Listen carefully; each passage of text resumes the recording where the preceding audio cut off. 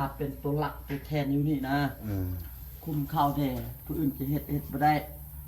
คนบ่เอาใจเข้าคือแบบผู้อื่นเขาเบิ่งบ่เอาใจแล้วก็บ่เบิ่งเขาได้แล้วก็นั่นนะเขาคือว่าสิอยู่นี่เป็นตัวหลักตัวแทนเขาช่วยเหลือเขาเบิ่งเขาเพื่อมีบุญก็อยู่ต้นเพื่อบ่มีบุญแล้วก็จากกันไปเนาะเป็นอันนี้ลูกหลานเขาเยอะมากตัวแทนกันคือน้องเนี่ยบ่นึงมันก็เพื่อนเขาขึ้นเพื่อนหลับไปย้ายไปนอนพุ่นนะ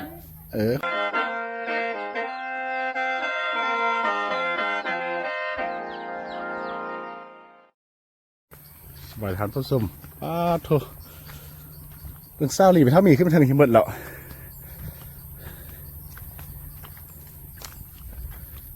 ยังเศร้าหลีไปนั่งอยู่พีแล้วฮะอยู่ท่านพรวะอยู่พี่เย็นกว่าหนึ่งอยู่พี่เย็น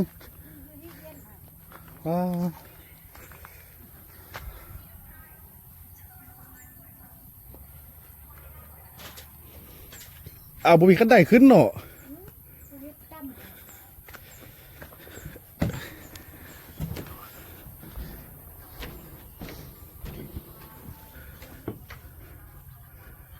โอ้เฟื่องนอนอยู่พี่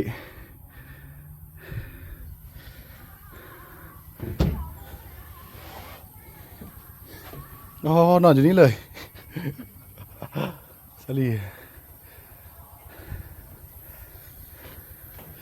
กวางแดดดี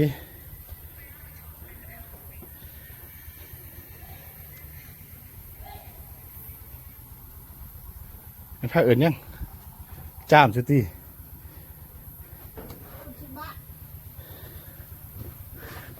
ข้าวขี้บานจามฮาชิวสินะโอ้ยว่า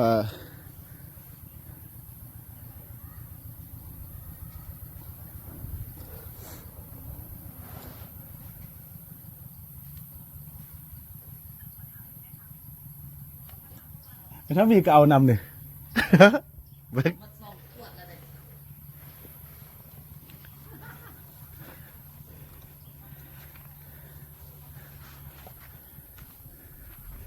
โอ้ธรรมดาไม่เท่ามี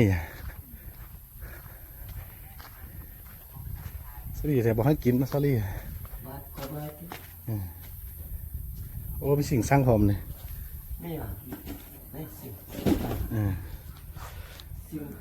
นี่ต่อยามัดโอ้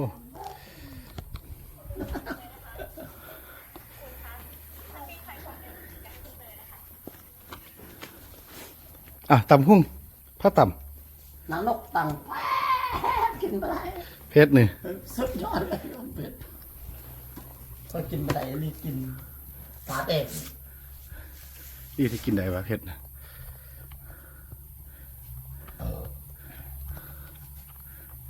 ก็มีความสุขกันนะเนาะเฟื่องเนาะสุดยอด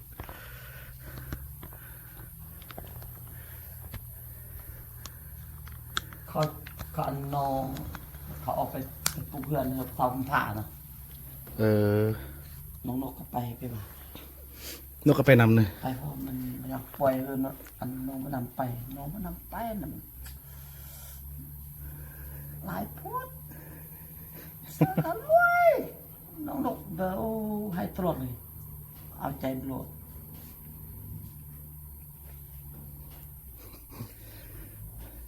เราไปดนเนาะไปดนเนี่ยเราพาไปได้คนตื่นภาษาเราไปคือว่าเนี่ยเบียงนี้ได้ไปเสือแม่มันขึ้นไปโอ้ใหญ่ที่เป็นท่องสีท่องพระใดเนี่ยจากท่องเนี่ยมีจากห้องท่องละ20 ห้อท่องน้อยก็มีเลยเนาะโลท่าส่งมีตัวแทนจำหน่ายมียาก้อนเขาอันน่ะใช่เขาเอามานะลองซื้อแทนลองไป ถุงน้อยเลยไอ้เจียวน้อยก็บ่คือได้ถุงยางเอานะ อ๋อก็ก๊อปเอาซื่อๆเด้อน่ะ ค่อยมันเศร้าเลยค่อยให้แบนที่มือหน่อย ก็มันต้น มันแบนยากค่อย ว่าเป็นต้นฉบับเด้อ โอ้เนาะไปเนี่ยเนาะไปเนี่ย อืม ไอ้เบิ่งมันบ่แม่นยากค่อย บ่แม่นแล้วบ่นำเอาลงเขาเบิ่งแล้ว มันเป็นท้องสีดำๆน้อยๆแล้วก็ นี่ อืม นี่นี่ เออ นี่ค่อยกวดเบิ่งบ่แม่นเลยยากค่อยบ่มี30บ่มีเลย ลองแกะมึงดู ค่อยเบิ่งแบบว่าบ่แม่นยากค่อย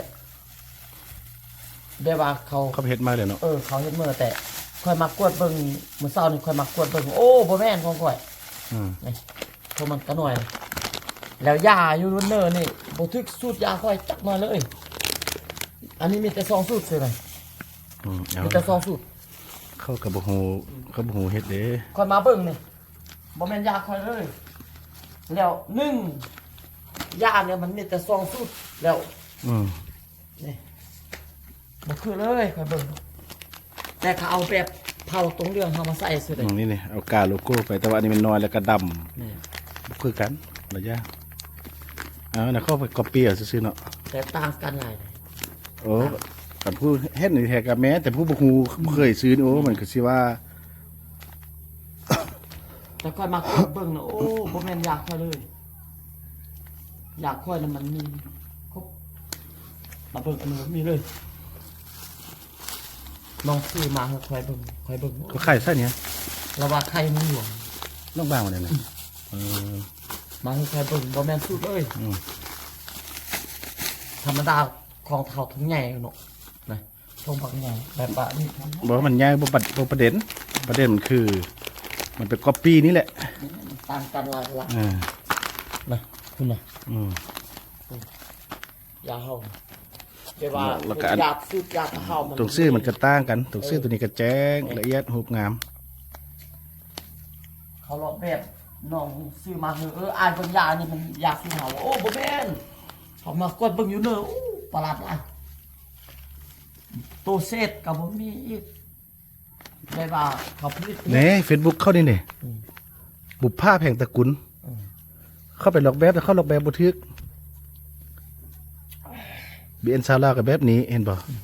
เบอร์โทรยังเขาก็ใส่ดีดักเนาะ ใช่ แต่เขาใส่ซ่องเบอร์ นี่นะ จากน้องไปจับได้บ่ได้เหรอพุ่นตังยาไปขายจะได้เอาหนู บ่ได้ติ จ้าว่าคือว่าเราว่าได้ ได้นะ รถวิโก้สีขาวบ่มีป้ายซะเด้อว่าบ่มีป้ายเลย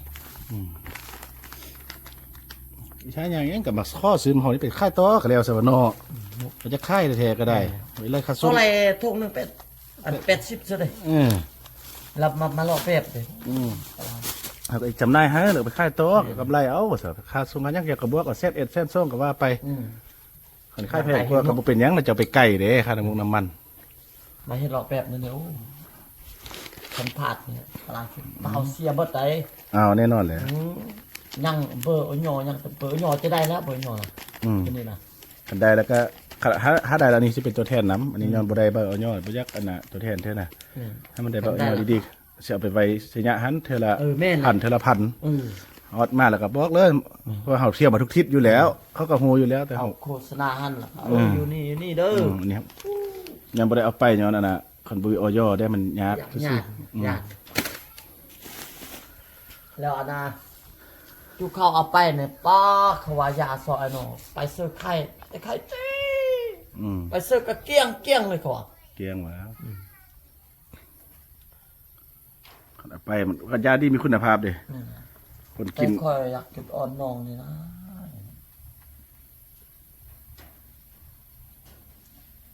ได้แล้วอ่อน แบบใด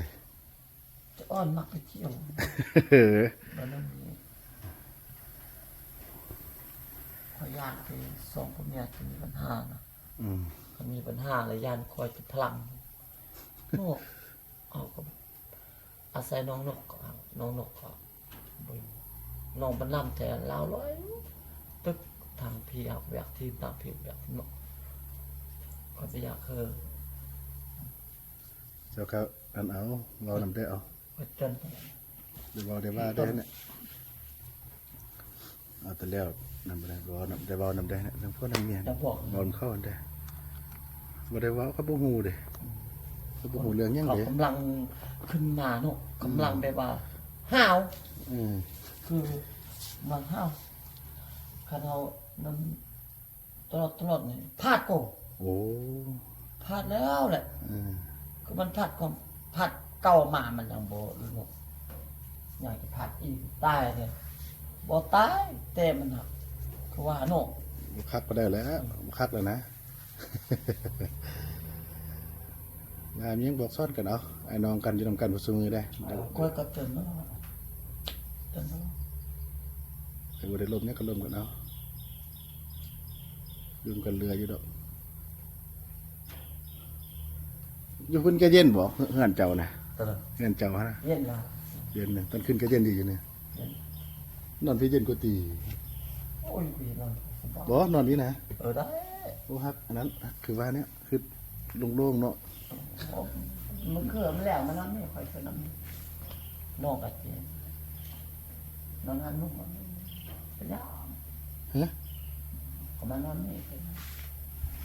นอนในห้องก็บ่ได้ บ่นอนอยู่ในห้องหั่นนะ บ่คือว่า คือว่าเขานอนอยู่นอก เอามานอน นอนที่ดีกว่าโอ้ เฮ้ยเจ้านอนนี่เนอะค่อยไปนอนนี่นู้น เออ บ่นอนปลอบใจให้เบอร์มันมีนักคิดเจอสิเอาผมเนี่ยเอาบ่ได้ปลอบใจเจ้าบ่ เออ เอา โอ้ยถ้ามีกินดีได้ก็นั่นเนาะเบี้ยนะโอ้ มันทำครับเนาะครับนั่นแม่กินปลาแกะแสะเอาไปเอาเรื่องน้อยกินยันสุดเลยพี่ครับอยากกินมาแล้วกิน บริเวณเคยนี่แหละเลาะชนเลยลี่ไอ้พวกมันนั่งอยู่พี่ สุบยามันออกไปสุบยา นี่ ไปมัน ลี่ไอ้แม่นอนอยู่พี่น่าเย็นกว่านะชื่นเย็นกว่านะ มาพี่ไว้เอามอนยูเนอร์ฮะน่ะเอามอนอายูเนอร์ฮะน่ะ นอนอยู่คนซอรี่อะเฮ็ดพิธีพวกเจ้าเฮ็ดอยู่นี่เลยเนอะ แม่กระโดด เฮ็ดพิธีอันสุดแล้วนะเฮ็ดงานยังไงนะ ดูไม่เห็น กางเต็นท์ไปนี้ ดู มาจากเต็นท์ เป็นตัดโศก เออ คนบ้ามัน30 อืมโอ้กระเทศทึกวันนี้แท้ครับโอ้ เอาบ่มีบ่เฮ็ดอันบัดเสร็จ พวกเจ้าเลือกมือหนึ่งถ้าเลือกมือฮะจะเฮ็ดเอาเลือกเอา เยอะบ่ไม่ มีผู้เฒ่าผู้แก่เลยฮะตี นั่นน่ะมีครูอาบะโอ้ย สุดงามอ้อยลอยอยู่เลยนะ น้องบ่าวมอนหันมาผมสั่งนี่ก็คิดว่าคันได้รถมันก็สิออกมาพามาเที่ยว อืม ท้องเหยื่อก็ยาน เอาขันขี่รถย่างให้ได้บ่คือรู้จักเลย โอ้ยไป อันทองย่างได้ขี่รถย่างไปให้ได้อันขี่รถจักรไปเรา โอ้ก็ได้ เต็ม เต็ม ขันย่างแรกอ่ะ เกี่ยวกับ หมดเกิน เยียนรถได้ก็โคตรได้เปิบใจมันได้ใจมันเอาเจ๊กต้นศาสตร์บอกกันประมาณอยู่เนาะครับจำเป็นเพื่อแบบว่าเฮาเป็นพาเป็นตัวหลักตัวแทนอยู่นี่นะ อืม คุมเข้าแท้ผู้อื่นจะเฮ็ดบ่ได้ นั่นแหละ คนบ่เอาใจเข้า คือแบบผู้อื่นเขาเบิ่งบ่เอาใจแล้วก็บ่เบิ่งเขาได้แล้วก็นั่นนะคือเขาคือว่าจิอยู่นี่เป็นตัวหลักตัวแทนเขาช่วยเหลือเขาเบิ่งเขา อืม เพื่อมีบุญก็อยู่ต้นเพื่อบ่มีบุญแล้วก็จากกันไปเนาะ นั่นแหละ เป็นอันนี้ลูกหลานเขาเยอะมากตัวแทนกัน คือน้องเนี่ยบันนึงมันก็เพื่อนเขาขึ้นเพื่อนเราไปงานไปนอนพุ่นนะ เขาก็สิเที่ยวมาสิแล้ว เที่ยวมามีแต่เฮาเลยอยู่ อืม อยู่เบิ่งน่ะในย่างเครื่องอยู่นี่เด้ เขาสิออกไปย้ายไปเฮ็ดบนอื่นเขาก็เฮ็ดบ่ได้แล้วดิเอาลงทุนนี่นี่ โอ้อยู่นี่เราบ่ได้แล้วต้องบ่เดียวนี่แหละ นั่นแหละสมมุติอนาคตลูกหลานเขามีลูกมีหลานเขาอยากได้ลูกได้เมียแล้วเขาเฮ็ดเป็นบ้านเลย ออมปลูกออมนี่เลยนะ ปลูกต่อไปนี่แหละบนดาบนเหมาะสมปลูกกับปลูกไป เขามักยูเซอร์กับปุ๊กมอนอยู่มอนเป็นตัวแทนอยู่นี่ถ้าเขาอยู่นี่กินที่นี่นะเอาขึ้นในใจนะ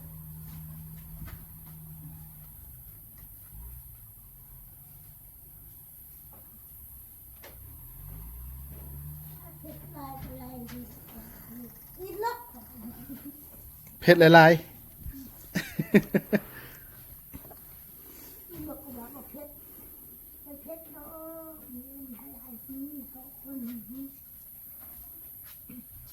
อ้าวบอกเฮ้ย ๆโอ้มันก็บ่ไปเอาเองเนอะให้เฟื่องเอาให้ หักครับเฮ็ดซ่า อับใส่ยางสุดใจว่าติ เฮ็ดให้มันเต็มเจอเลย มันต้องการย่างซอกให้ เพื่อลูก อืม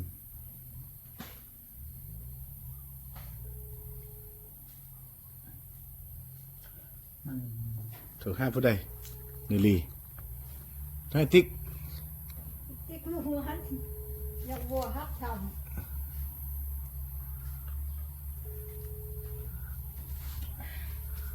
บ่ได้ออกไปเอามาหามันกิน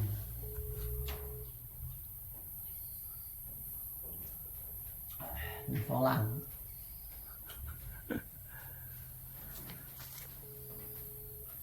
แพนว่าคือเขาอยู่นี่ป้าปุ่มสมโนครัวนอกไปแล่นทึก4 ล้านห้าน่ะ ก็ได้แล้วสนะเห็นว่าลงเฟซนะ ได้แล้ว อืม ได้แล้วจะได้เป็นอยู่นี่แหละ เบิ่งเขา ย้ายมาแต่พุ่นก็แต่มาเล่นพีเทวยักษ์อันนั้นเขาได้ปุ่มสมควรแล้วมาเล่นอยู่พีเทมันง่ายมันง่ายมาเปลี่ยนซื่อๆเด้ขึ้นกับบันพนทองนี่ก็ง่าย